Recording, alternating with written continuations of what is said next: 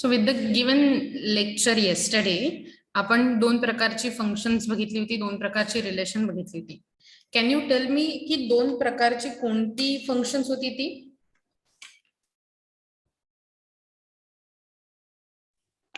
ADF, ASF. Great, amazing. So ADF आणि ASF बद्दल आपण म्हटलं होतं, राईट? अगदी बरोबर आहे.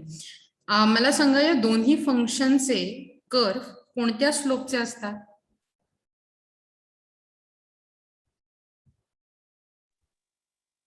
Upward sloping, right, exactly, upward sloping असतात. आणि एएसएफच्या बाबतीत ग्रेट, करेक्ट.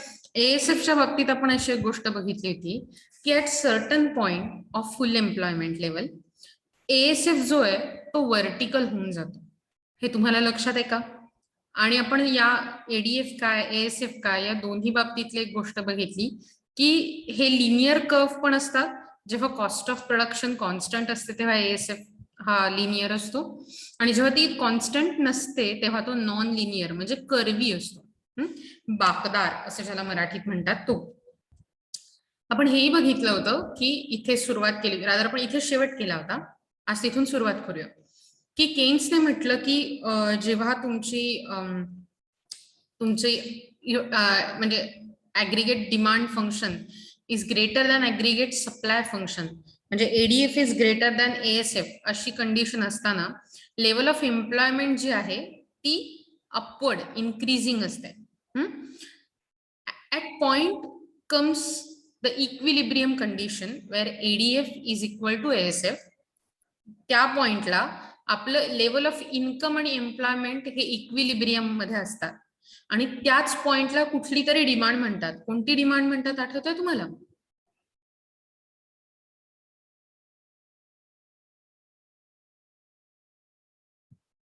Effective demand. म्हणजे एडीएफ इक्वल टू एएसएफ हा जो पॉइंट आहे त्याला म्हणतात effective demand. So better draw this table तुमच्या लक्षात राहण्यासाठी. Okay, start drawing it fast. तुमच्यासाठी ओपन ठेवलंय त्यामुळे ते फास्ट ओपन करा.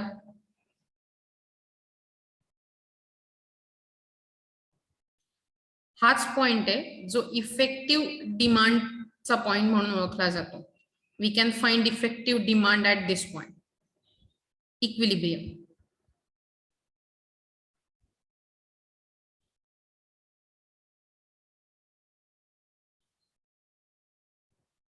ओके, आणि जेव्हा आपली ADF aggregate demand function is less than aggregate supply function, at that point the employment level starts falling. That means the direction of change in employment is downward. कमी कमी होत जाते employment. किंवा rather आपण असं म्हणू की एम्प्लॉयमेंट वाढली तरी प्रोडक्टिव्हिटी वाढत नाही. तुम्हाला हे टेबल समोर ठेवलंय, तुम्ही आयदर त्याचा स्क्रीनशॉट मारला असेल किंवा तुम्ही ते लिहून घेतलं असेल. आय प्रिफर लिहून घेणं, कारण ते आपल्याकडे राहतं, स्क्रीनशॉट पटकन डिलीट होतात. तुमचं झालं असेल तर मला सांगा. हे एडीएफ नसून एएसएफ आहे असं मी काल तुम्हाला सांगितलं होतं. इथे लिहायला चुकलंय थोडस. तुमचं झालंय शॉर्ट स्क्रीनशॉट मारून किंवा ह्याच्याबद्दल जर तुम्ही बघितलं तर आपल्याला समजून येतं की एम्प्लॉयमेंट इन लॅक्स वाढत चालली आहे. 1 2 3 4 5 6 लॅक्स. त्याच्या अकॉर्डिंगली एएसएफ पण वाढत आहे 100 200 300 400 500 600. एडीएफ पण वाढत आहे 175 250 325. ओके, एडीपी आणि एएसपी ह्या दोन्ही जरी वाढत असल्या तरी त्यांच्या वाढीचा वेग, ज्याला आपण स्लोप असं म्हटलं होतं काल, मी तुम्हाला दापोली ते पुणे जायचा प्रवास दाखवला होता तशा प्रकारे, तर तो हळूहळू कमी होताना दिसतो आपल्याला. एडीपीच्या बाबतीत इथं दिसतोय, बरोबर. ज्या तुलनेत वर्कर्स वाढतायत त्या तुलनेत एडीपी वाढत नाही. So this is for us. तुमचं एक लिहून झालंय, उत्तर द्या बरं का. मला फार प्रेमळ आणि गुड, मला फार प्रेमळ वाटतं अदरवाईज जेव्हा बोलत नसतं तेव्हा. सो तुम्ही हे लिहून झालं असले असल्याचा अंदाज घेऊन मी पुढे जाते. So long as aggregate demand price ADP किंवा ADF function that is aggregate demand function is greater than aggregate supply price that is ASP or ASF aggregate supply function. म्हणजे जोपर्यंत आपल्याला समजून येतं की ADF is greater than ASF, demand supply पेक्षा great आहे, जास्त आहे, ग्रेट म्हणजे greater in quantitative aspect, the level of employment tends to increase. त्या पॉइंट पर्यंत एम्प्लॉयमेंट लेवल वाढते. The economy reaches equilibrium level employment when aggregate demand function becomes equal to the aggregate supply function. So ज्या पॉइंटला ADF आणि ASF एकमेकांना intersect करतात त्या पॉइंटला इकॉनॉमी इक्विलिब्रियमला पोचते. It reaches equilibrium aggregate demand function becomes equal to aggregate supply function. So जर तुम्ही बघितलं तर या पॉइंटवरती ॲग्रिगेट डिमांड फंक्शन आणि ॲग्रिगेट सप्लाय फंक्शन हे दोन्ही आहेत, फक्त एकात कर्वी आहे आणि एकात लिनियर आहे. या पॉइंटला एडीएफ आणि एएसएफ एकमेकांना इंटरसेक्ट करतात. इथे जर बघितलं या रिजन मध्ये, लेफ्टवर्डच्या रिजन मध्ये या पॉइंटच्या, मला सांगा कोणता कर्व वरती आहे, एडीएफ की एएसएफ? या पॉइंटच्या मागे, एन पॉइंटच्या मागे. एडीएफ. करेक्ट. एडीएफ कर्व वरती आहे म्हणजे तो मोठा आहे, म्हणजेच डिमांड मोठी आहे सप्लाय पेक्षा. आणि आपण हे बघितलंय की जोपर्यंत डिमांड मोठी असते तोपर्यंत एम्प्लॉयमेंट लेवल वाढत वाढत वाढत जाते. आफ्टर दॅट पॉइंट म्हणजे ई पॉइंट नंतर एम्प्लॉयमेंट स्टार्ट्स डिक्रीजिंग. हे आपण मगाशी बघितलंय. जर बघितलं तर त्यांनी असं लिहिलंय, at the point the amount of sales proceed which entrepreneurs expect to receive is equal to what they must receive in order to just appropriate their cost. म्हणजे इक्विलिब्रियम लेव्हल वरती त्यांनी किती प्रकारच्या किती अमाऊंटच्या लोकांना कामाला ठेवलं पाहिजे सो दॅट त्यांची जी कॉस्ट आहे तितकी कॉस्ट इतकं त्यांना पैसे परत मिळतील असा एक्सपेक्टेड रेव्हेन्यू असेल, असा तो पॉइंट असतो. Okay. So ₹400 crores at the point of 4 lakh workers हा पॉइंट ऑफ इक्विलिब्रियम आहे, ज्यात एंटरप्रिन्युअर्स एक्सपेक्टेड मिनिमम ऍज वेल ऍज मॅक्झिमम सेल प्रोसेस. म्हणजे मिनिममचा अंदाज आणि मॅक्झिममचा अंदाज दोन्हीही सेम होतो. So that 4 lakh workers employment is the equilibrium amount and it is the point of effective demand. आणि म्हणून ई तुम्ही जर बघू शकत असाल तर हा जो पॉइंट आहे हा पॉइंट ऑफ इफेक्टिव्ह डिमांड आहे, कारण तो इक्विलिब्रियमचा पॉइंट आहे. या लेवलवरती वर्कर्स जितके एम्प्लॉयड असतील आणि जितकं इन्कम आपल्याला दिसतंय त्याला इफेक्टिव्ह डिमांड असं म्हटलं जातं. ह्याला पॉइंट ऑफ इफेक्टिव्ह डिमांड म्हटलं तर तुम्ही इफेक्टिव्ह डिमांड कशी दाखवणार, तर ती हा पॉइंट जेव्हा तुम्ही खाली एक्स ऍक्सिस वरती लॉन्च करता किंवा नेऊन सोडता तेव्हा तुम्ही एन या पॉइंटला इंटरसेक्ट करता, बरोबर. याचाच अर्थ एन आणि ई ही जी हाईट आहे, एन आणि ई ही जी लेंथ आहे ती झाली इफेक्टिव्ह डिमांड. इकडे बघायचं झालं तरी तेच आहे, ई टू एन ही इफेक्टिव्ह डिमांड आहे. तुमच्या लक्षात येतं मी काय सांगते ते नक्की का, की तुम्हाला काही शंका आहे आणि मी तुम्हाला परत सांगायला हवं असं वाटतंय आतापर्यंत जे सांगितलंय ते?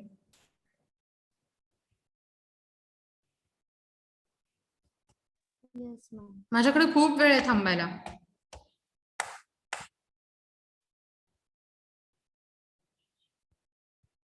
सो समजलंय का नाही समजलंय? किती सोपा प्रश्न आहे. जर समजलं नसलं मी परत सांगणार आहे.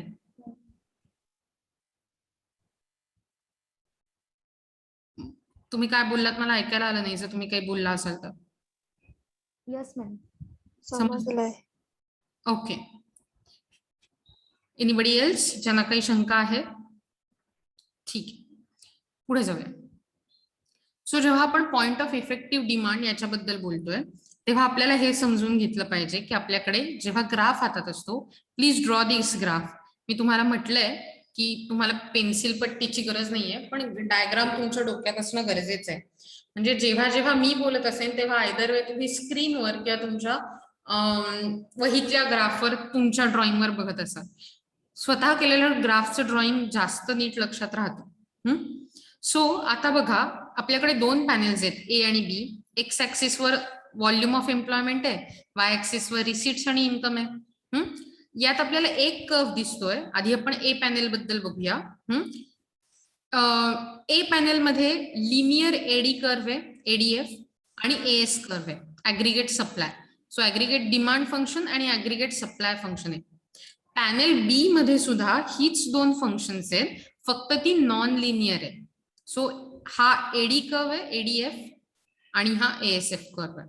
तुम्ही बघितलं असेल तर हा पण एका सर्टन पॉइंट नंतर फुल एम्प्लॉयमेंटच्या वर जातोय, व्हर्टिकल, आणि हा पण म्हणून असं नाहीये की इक्विलिब्रियमचा पॉइंट हा फुल एम्प्लॉयमेंटला आहे. इथे पण बघा, हा पॉइंट हा इक्विलिब्रियम लेव्हलच्या पॉइंट पेक्षा वेगळा पॉइंट आहे.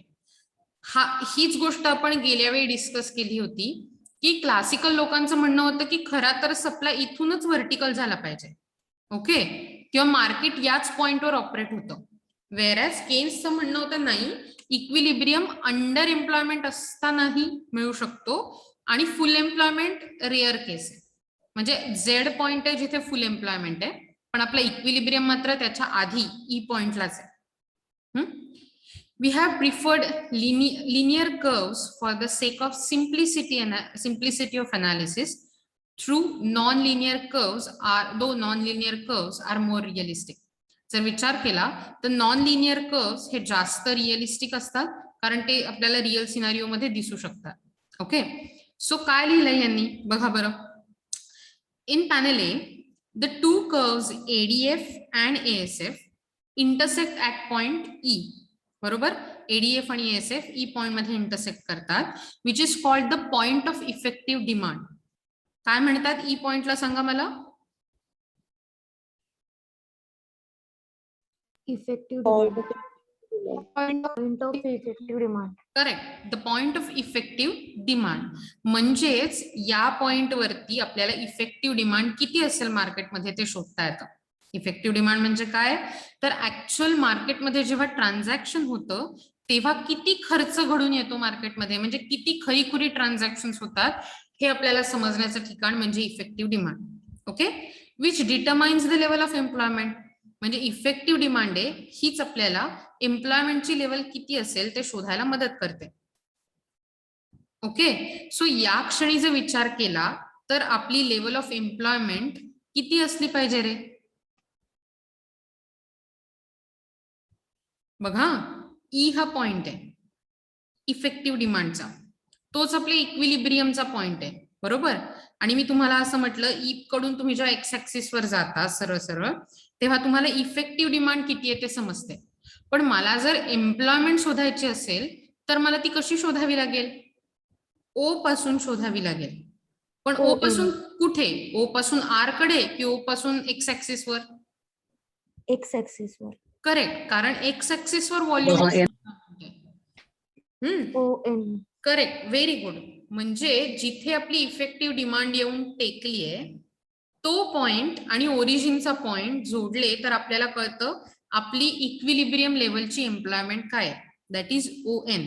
जर तुम्ही बघितली तर लेवल ऑफ एम्प्लॉयमेंट ON.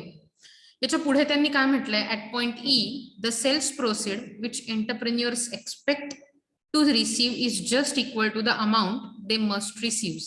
म्हणजे याच पॉइंटला त्यांचं एक्सपेक्टेशन जे असतं ते रियालिटीशी मीट करतं. म्हणजेच रिअल मध्ये झालेले एक्सपेंडिचर्स किंवा रिअल मध्ये मिळालेले रेव्हेन्यू हे आपल्या एक्सपेक्टेशनच्या बरोबरीचे असतात आणि म्हणून त्याला इफेक्टिव्ह असं म्हटलंय. Okay, so it is called effective demand because it is the point of entrepreneurs expectations of profit will be maximised. म्हणजे या पॉइंट वरती एंटरप्रेन्युअर्सच्या एक्सपेक्टेशन मध्ये असलेला प्रॉफिट हा मॅक्झिमम असतो आणि म्हणून याला इफेक्टिव्ह डिमांड असं म्हटलं जातं. ओके, सो एक्सपेक्टेशन मध्ये जो प्रॉफिट मिळणं अपेक्षित केलंय एंटरप्रेन्युअर्सनी आणि जो रियालिटी मध्ये मिळतो तो मॅक्झिमम झालेला असतो. किंवा रादर आपण असं म्हणून, कुठचीही गोष्ट इकॉनॉमी मध्ये तुम्ही जर बघितलं तर हे शब्द परत परत येतात.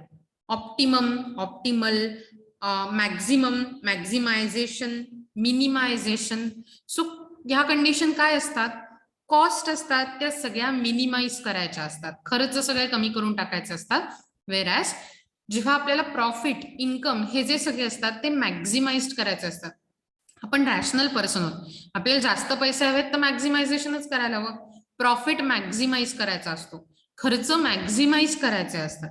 ओके, दॅट मीन्स अशा प्रकारे आपण म्हणू शकतो, when the point, it is the point that the entrepreneur's expectation of profits will be maximized. म्हणजे एंटरप्रेन्युअर्सच्या एक्सपेक्टेशन मधला प्रॉफिट हा ई पॉइंट वरती, इफेक्टिव्ह डिमांडच्या पॉइंट वरती अतिशय मोठा असतो आणि त्याच्या पुढे नक्की आपला प्रॉफिट जाऊ शकत नाही. Thus when the aggregate demand prices are equal to the aggregate supply price, म्हणजे ADP is equal to ASP किंवा ADF is equal to ASF. The entrepreneurs would earn highest normal profits as their sale proceeds equals their total cost at the point. बिझनेसमनना या ठिकाणी highest सगळ्यात जास्त normal profit मिळेल E point वरती, कारण त्यांनी जे सेल केलंय ती सेल प्रोसीड म्हणजे त्यांच्या रिसिट्स, म्हणजेच त्यांचा रेव्हेन्यू, म्हणजेच त्याचं इन्कम एंटरप्रेन्युअर्सचं हे इक्वल असेल त्यांच्या टोटल कॉस्टच्या इतकं. येतंय लक्षात? म्हणजे जितका खर्च तितकं इन्कम असं असल्यामुळे त्यांना जास्तीत जास्त नॉर्मल प्रॉफिट मिळतील. Not super normal, just normal, पण जास्तीत जास्त नॉर्मल प्रॉफिट. कन्फ्युजन झालंय इनफ? ओके, ठीक आहे. आपण एक छोटी क्विज घेऊया. तुम्ही मला सांगा, मी तुमच्या समोर ओपन ठेवलंच आहे, तुम्ही शोधूच शकता आन्सर यातून. मला सांगा, एक्स ऍक्सिस वर काय? Volume of employment. Volume of employment. Y axis वर काय? Receipt and income. Receipts, incomes. Correct. दोन फंक्शन्स किंवा दोन कर्व कुठले बघतोय आपण? ASF, ADF. ASF, ADF. Correct. वर्गात दोनच मुलं आहेत का? मला सगळ्यांकडून उत्तर हवी आहेत. तुम्ही कम्युनिकेशन शिकताय राईट एफसी ला? हा टोन बघा कुठला आहे. तुम्हाला वाटतोय खेळाचा टोन आहे? मला सगळ्यांकडनं उत्तर हवी आहेत, नाही तर मी यातलं काही शिकवू शकत नाही तुम्हाला पुढे, आणि मला तसं करायचं नाहीये. तुम्हाला लक्षात येत आहे ना? सो सगळ्यांनी उत्तर द्या बरोबर. सांगा मला, कोणते दोन कर्व आहेत इथे जे आपल्याला दिसतात? ASF, ASF, ADF. ADF. Very good.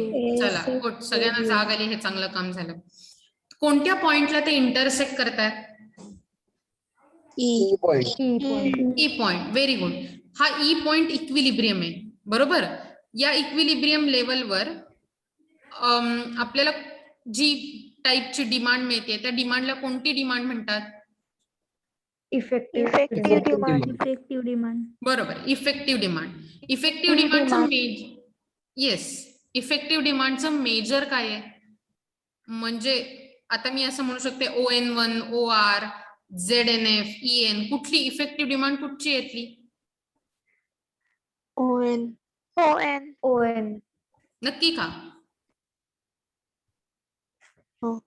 Yes. ON.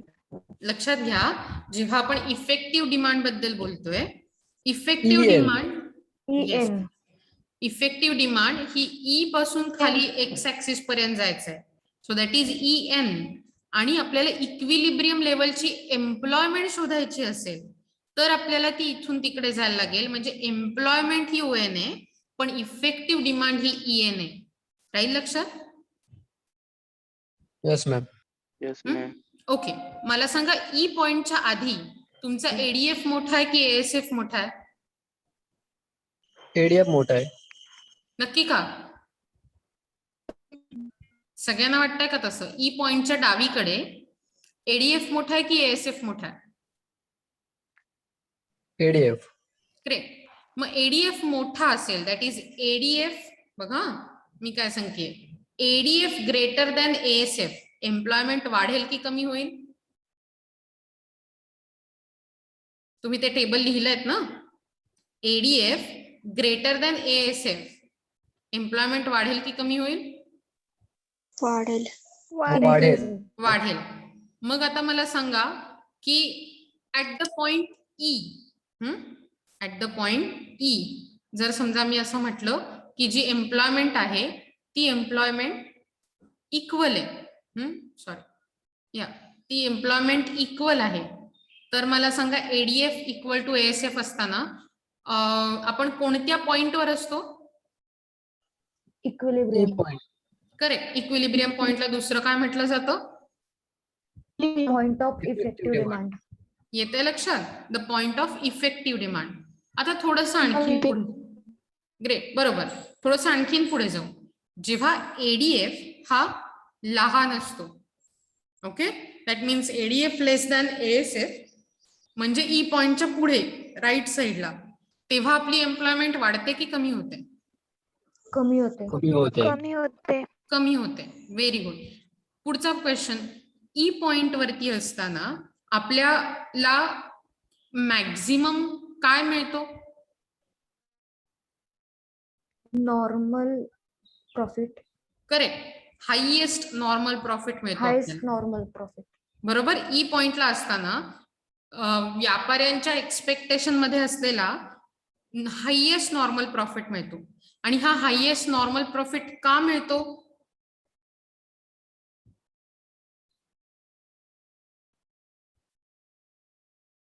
का बरं मिळतो सांगा? कारण त्या पॉइंटला एंटरप्रिनियरने जे मिनिमम एक्सपेक्ट केलेलं असतं ते equals maximum expectation. So minimum equal to maximum असं झाल्यामुळे एडीएफ इक्वल टू एएसएफ होतं आणि म्हणून त्याला मॅक्झिमम प्रॉफिट त्या पॉइंटला मिळतो. आता राहील का लक्षात हे? Yes ma'am. नक्की? Yes. तुम्ही डायग्राम काढून घेतली ती? Yes ma'am. ग्रेट. थोडस पुढे जाऊया. एक सेकंड.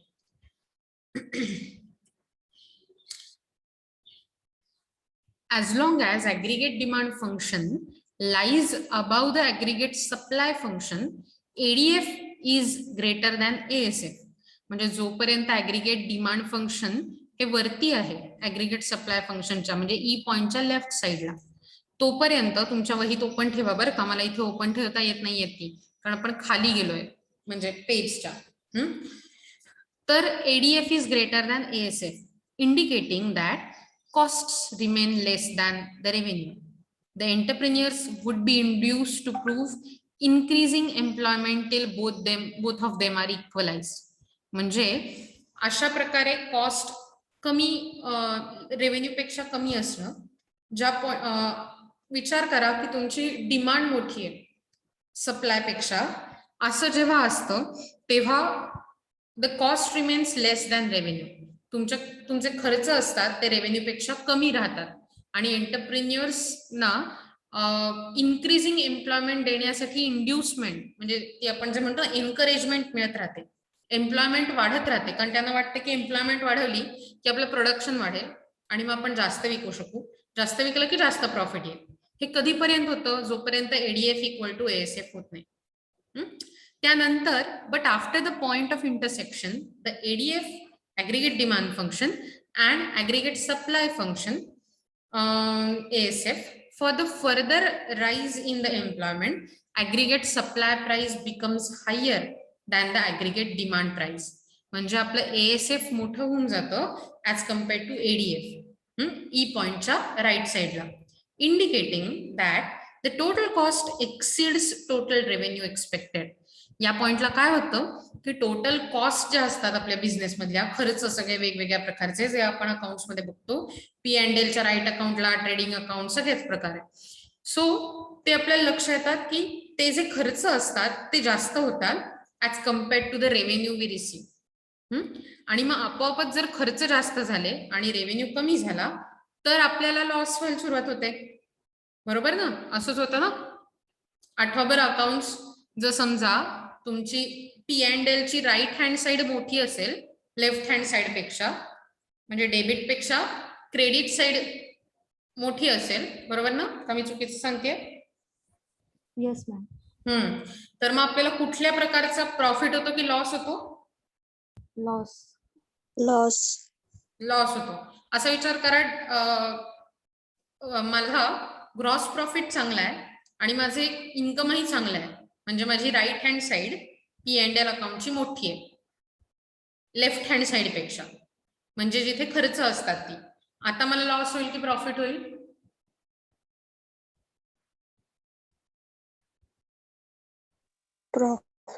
प्रॉफिट होईल ना. असा विचार करा, बॅलन्सिंग करताना कुठची साइड मोठी लागते तुम्हाला? राईट हँड साइड ना P&L ची. आणि मग तुम्ही बॅलन्सिंग करून तिथे नेट प्रॉफिट मेन्शन करता लेफ्ट हँड साइडला, हो की नाही? सो आताही आपण तेच बघतोय, फक्त अकाउंट्स मध्ये काय असतं, तुम्ही ते टेबल मध्ये मेन्शन करता, कारण तुमच्याकडे डिटेल्स असतात. ते टेबल ज्या प्रकारे किंवा ज्या विचारांवर घडवलं गेलं, तो विचार आता तुम्ही शिकताय. तुमच्या लक्षात येत आहे? म्हणजेच जर समजा माझं ऍग्रीगेट डिमांड फंक्शन मोठं आहे ऍग्रीगेट सप्लाय पेक्षा, मला नेट प्रॉफिट होणार आहे. ओके, इक्वल असेल तर आपण म्हणू की नो प्रॉफिट नो लॉस. पण वेअरॅज माझा ऍग्रीगेट सप्लाय फंक्शन मोठं आहे ऍग्रीगेट डिमांड फंक्शन पेक्षा, दॅट मीन्स माझ्या कॉस्ट जास्त असणार आहेत, माझी P&L ची लेफ्ट साइड मोठी असणार आहे राईट हँड साइड पेक्षा. Then I will incur loss. बरोबर ना? लॉस होईल की प्रॉफिट होईल सांगा? लेफ्ट हँड साइड मोठी आहे P&L ची तर प्रॉफिट. लेफ्ट हँड साइड मोठी असली तर प्रॉफिट होतो. लॉस. नक्की काय होतं रे? अरे बापरे, मला वाटलं होतं तुम्हाला अकाउंट्स आवडतं. लॉस होईल ना. लॉस. म्हणजे आपण असं म्हणू शकतो की नेट लॉस होईल आपल्याला त्यावेळी. बरोबर. हेच डायग्राम मध्ये जेव्हा दाखवायचं असतं तेव्हा आपण काय म्हणतो, लेट मी ट्राय की मी थोडंसं छोटं करून डायग्राम आणता येते का पिक्चर मध्ये, बघूया बरं का, थोडंफार तरी दिसेल नाही का तुम्हाला?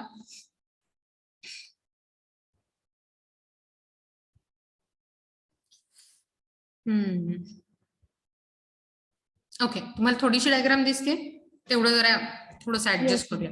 ओके, तुमच्या वहीमध्ये ऑलरेडी असेलच, पण तरी diagrammatically we can say that only ON number of men or women in a way workers will be employed where the aggregate demand function equals aggregate supply function. मला वाटतं आपण हे मगाशीच बघितलं.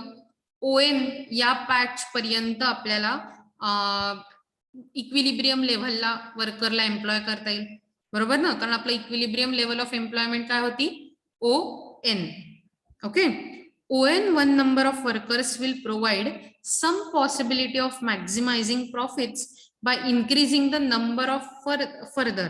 So ON1 म्हणजे इथपर्यंत आहे. ओके, सो ON नंबर वरती असताना आपल्याकडे थोडीशी पॉसिबिलिटी असते की आपण अजून थोडे वर्कर्स एम्प्लॉय केले तर आपल्याला आणखीन जास्त काय म्हणू रेव्हेन्यू मिळू शकेल आणि आपली कॉस्ट कमी होईल. ओके, म्हणजे आपले प्रॉफिट वाढू शकते. येत आहे तुमच्या लक्षात मी काय म्हणते ते? कारण ON नंबर वरती असताना आपले जे डिमांड आहे ती B आहे, वेराज आपला जो सप्लाय आहे तो A. ही जी गॅप आहे ना मध्ये, ती भरून काढायची आपल्याला, आणि म्हणून आपण पुढे जातो आणि म्हणतो की आपल्याला ON पर्यंत जायला हवं. सो ON1 असताना आपली जी वर्कर्सची काय म्हणू शकतो, वर्कर्सचा जो सप्लाय आहे ते B इथपर्यंत आहे. पण आपल्याला टोटल इथपर्यंत हवा आहे, म्हणजे A+B असा. म्हणजे थोडक्यात आपण थोडं मॅक्झिमम करू शकतो एम्प्लॉयमेंट, सो दॅट आपल्याला इक्विलिब्रियम लेव्हलवर रीच करता येईल. ON1 numbers of workers will provide some possibility of maximizing profits by increasing the number of by increasing the employment further. Since ADF is less than ASF by AB, म्हणजे आता आपण बघू शकतो की आपली इथे चुकून लिहिलंय की ADF लेस दॅन ASF. इथे काय ASF is less than ADF आहे, म्हणजे आपला डिमांड मोठी आहे सप्लाय छोटा आहे आणि त्यातला हा फरक आहे. बरोबर, तो भरून काढणं आपल्याला शक्य होतं. सो आपण आपले वर्कर्स वाढवतो. किती वर्कर्स वाढवतो? N1 पासून N पर्यंत जातो. तेवढे वर्कर्स जास्त, तेवढ्या वर्करना जास्त जॉब दिला जातो. आणि म्हणून असं आपण म्हणू शकतो की it is only point E where ADF is equal to ASF and the normal profit is maximum that the equilibrium level employment is ON.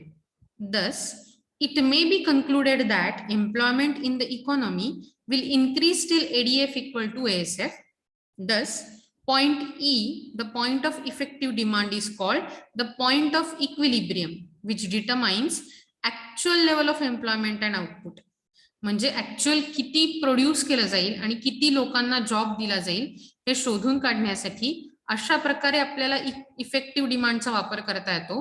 कारण इफेक्टिव्ह डिमांड जिथे जाऊन एक्स ऍक्सिसला मिळते तेवढी लेवल ऑफ एम्प्लॉयमेंट आपल्याला गरजेची असते. म्हणजे तेवढे जॉब देणं गरजेचं आहे, तेवढे वर्कर्स कामावर घेणं गरजेचं आहे.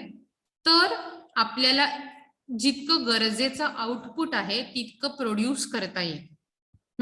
It should be noted that though E is the point of equilibrium, it is not तसंच असणार आहे पण तरी it does not imply that the economy necessarily having full employment at this function point.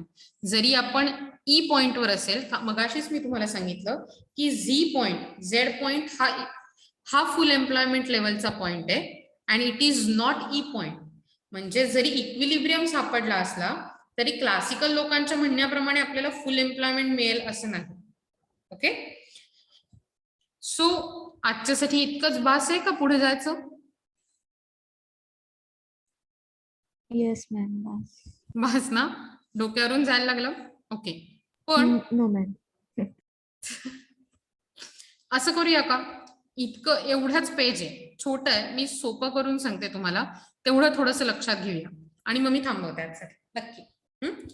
म्हणजे ते थांबणारच आहे, लेक्चरच संपणार आहे. Okay, according to Keynes, equilibrium between aggregate demand function and aggregate supply function can and often does take place at the point of less than full employment. म्हणजे फुल employment लेवलला पोचायच्या आधीच आपल्याला equilibrium मिळतो असं केन्सचं म्हणणं आहे. थोडक्यात या स्ट्रेट लाईनच्या जवळ जायच्या आधीच वर जाणाऱ्या स्ट्रेट लाईनच्या आपल्याला हे इक्विलिब्रियम लेवल मिळत जातात. त्याच्यासाठी ADF equal to ASF at full employment level हे तेव्हाच शक्य आहे only if investment spending is appropriately equal to fill the gap emerging between income and consumption. म्हणजे जितकं तुम्ही कन्झम्पशन करताय मिळालेल्या इन्कम पैकी, जर समजा तुम्ही 100 पैकी 80 रुपये कन्झ्युम करत असाल तर उरलेले 20च्या 20 रुपये तुम्ही जर इन्व्हेस्टमेंट केले तरच तुम्ही फुल एम्प्लॉयमेंट लेवलला पोहोचू शकता असं केन्सचं म्हणणं आहे. ते जर तुम्ही तांदूळाच्या डब्यात ठेवलेत, ते जर तुम्ही पाकिटात ठेवून दिलेत, ते जर तुम्ही इतर कुठल्या गोष्टीत वापरलेत, सोन्याचे दागिने करून घातलेत, तर तुम्ही फुल एम्प्लॉयमेंट लेवलला पोहोचू शकणार नाही, हे केन्सचं म्हणणं आहे. सगळेच्या सगळे पुढच्या बिझनेसमध्ये इन्व्हेस्ट झाले तरच तुम्हाला फुल एम्प्लॉयमेंट लेवलला पोहोचणं शक्य आहे. त्यामुळे आता असं विचार करा की आपण, but this is scarcely found in a practice. जसं आपण फुल एम्प्लॉयमेंट लेवल बद्दल बोलतोय, ही अतिशय स्कार्सली, जवळजवळ अशक्य गोष्ट आहे आणि अतिशय अशी गोष्ट जवळजवळ मार्केटमध्ये सापडत नाही. द इन्व्हेस्टमेंट आउटले म्हणजे इन्व्हेस्टमेंटचा खर्च हा इनसफिशियंट असतो मार्केटमध्ये आणि त्यामुळे नेहमीच आपल्याला हा जो इक्विलिब्रियम आहे तो फुल एम्प्लॉयमेंट लेवलला न मिळता अंडर एम्प्लॉयमेंटला मिळतो. This is how Keynes explain point of under employment of equilibrium in real economy. Okay, हे मी तुम्हाला आधी एक दोनदा सांगितलं होतं. थोडक्यात तुम्हाला सगळेच्या सगळे रिसोर्सेस मॅक्झिमम लेवलवर वापरायला लागतातच असं नाही. Of those two determinants of the level of effective demand, या ज्या ग्राफ मध्ये तुम्ही बघताय ती, इथे 2 इफेक्टिव्ह डिमांड दिसतात आपल्याला. एक आहे E1N1 आणि दुसरी आहे E2N2. थोडंसं मोठं करते, E1N1 आणि E2N2 या दोन्ही डिमांड ज्या आहेत त्या आपल्या इफेक्टिव्ह डिमांड बदलल्यात नवीन इक्विलिब्रियम वरती. का असं झालं तर Keynes demand however assumes aggregate supply function in the given short term is constant. Thus he speaks little about aggregate supply function. त्याच्या मते ऍग्रीगेट डिमांड लेवल ज्या आहेत त्याच इफेक्टिव्ह डिमांडला चेंज करू शकतात. ऍग्रीगेट सप्लाय शॉर्ट रन मध्ये सेमच राहतो, we can't change it. In short, Keynes theory states that in short run, equilibrium level of employment is determined by the actual level of aggregate demand with the given aggregate supply function. So aggregate supply function constant असताना तुमची aggregate demand कशा प्रकारे change होतीये याच्यावरच आपलं function बदलत राहतं. Okay, the greater the aggregate demand, greater the aggregate demand, इथे बघा, the greater the aggregate demand is at point where it is equal to aggregate supply, the higher will be employment. जेवढी तुमची demand जास्त तेवढी तुमची employment जास्त. म्हणजे मार्केटमध्ये जितकं तुम्ही जास्त डिमांड कराल तितके तुम्हाला जास्त जॉब मिळते. It is the aggregate demand function which becomes effective in determining level of employment. म्हणजे इफेक्टिव्ह डिमांड शोधण्यासाठी मार्केटमध्ये ऍग्रिगेट डिमांड आपल्याला माहित असायला लागते, त्याच्यावरूनच ती शोधता येते. This implies that in order to raise the level of employment in any economy, it requires to increase the effective demand by raising the level of aggregate demand. म्हणजे जर समजा मार्केटमध्ये जॉब्स वाढवायचे असतील, तुम्हाला मार्केटमधली इफेक्टिव्ह डिमांड वाढवायला लागेल. का? कारण इफेक्टिव्ह डिमांड वाढली की जॉब्स वाढतात. पण ही इफेक्टिव्ह डिमांड कशामुळे वाढते? जर ऍग्रिगेट डिमांड वाढली तर. म्हणजे चेन काय आहे, आधी ऍग्रिगेट डिमांड वाढवा, मग इफेक्टिव्ह डिमांड वाढेल. मग इफेक्टिव्ह डिमांड वाढली की आपोआपच जॉब्स पण वाढतील, लेवल ऑफ एम्प्लॉयमेंट पण वाढेल. Okay, in graphical terms, the higher the aggregate demand function curve with given aggregate supply function, higher will be the employment. बघा इथे दोन कर्व आहेत. एडीएफ लहान आहे, छोटा आहे, खाली आहे. एडीएफ 2 आहे हा, आणि एडीएफ 1 जो आहे तो मोठा आहे, वरती आहे. सो इथे E1 N1 ही छोटी आहे इफेक्टिव्ह डिमांड, आपोआपच ON1 he level of employment पण छोटी आहे. पण जसा आपला ऍग्रिगेट डिमांड फंक्शनचा उंची वाढली, म्हणजे ऍग्रिगेट डिमांड वाढली मार्केटमध्ये, तशी दिलेल्या सप्लायला आपली इफेक्टिव्ह डिमांड पण चेंज झाली. E1 वरून ती E2 झाली. So that will be E2 N2. यावेळी नुसती आपली इफेक्टिव्ह डिमांड वाढली असं नाही ऍग्रिगेट डिमांड बरोबर, तर ON1 वरून आपण ON2 या लेवल ऑफ एम्प्लॉयमेंटला पोहोचलोय, म्हणजे जास्त जॉब मिळतात. ओके, सो आपण हेच त्या ग्राफ बद्दल तिथे मी जे आता तुम्हाला सांगितलं ते खालच्या पॅरेग्राफ मध्ये लिहिलंय. So according to Keynes, effective demand of the effective demand मार्केटमध्ये ही depends on 2 factors. Consumption function, that is propensity to consume, आणि investment function, that is induce investment. याच्याबद्दल आपल्याला पुढे थोरोली बघायचंय. बघायचं नसलं तरी मी तुम्हाला ते सांगेन, कारण त्याचं गरज असते तुमच्या पेपरमध्ये. प्रोपेन्सिटी टू कंझ्युम याचा अर्थ असतो लोकांची खर्च करण्याची इच्छा, आणि इन्व्हेस्टमेंट फंक्शन म्हणजे इन्व्हेस्टमेंट करण्यासाठी मिळालेली एनकरेजमेंट, इंड्युस्ड इन्व्हेस्टमेंट. या 2 फॅक्टरवर तुमची ऍग्रिगेट डिमांड आणि त्याच्यात पुढे इफेक्टिव्ह डिमांड आणि त्या इफेक्टिव्ह डिमांड मधनं क्रिएट होणारे जॉब अवलंबून असतात. Okay, the consideration is based on the fact that effective demand is sum of expenditure of consumption and investment expenditure. याचं कारण काय? इफेक्टिव्ह डिमांडचा जर तुम्हाला फॉर्म्युला बघितल्याचा आठवत असेल तर तो होता C+I, बरोबर. कारण आपण इफेक्टिव्ह डिमांड एक्सपेंडिचर वरनं शोधतो, आणि एक्सपेंडिचर शोधताना त्याचा फॉर्म्युला असतो consumption expenditure plus investment expenditure. यात आपण गव्हर्नमेंट एक्सपेंडिचर पण ऍड करतो आणि आपला फॉर्म्युला होतो C+I+G. आणि ह्या पॉइंट वरती मी इथेच थांबते. उद्या आपण इथून पुढे सुरुवात करूया. ओके, मला माहितीये तुमच्या डोक्यावरनं भरपूर सारं गेलं असेल. प्लीज ट्राय करा की जे कठीण वाटतंय ते मला परत परत विचारा. मी तुम्हाला परत परत सांगायला तयार आहे. आजच्यासाठी इथेच थांबूया. अटेंडन्स घ्यायची तुम्ही जेव्हा व्हिडिओ मी अपलोड करेन तेव्हा अटेंडन्स त्याच्या खाली कमेंट बॉक्स मध्ये लावा, आणि प्लीज सबस्क्राईब टू. चलो, बाय बाय. आपण भेटूया उद्या. बाय.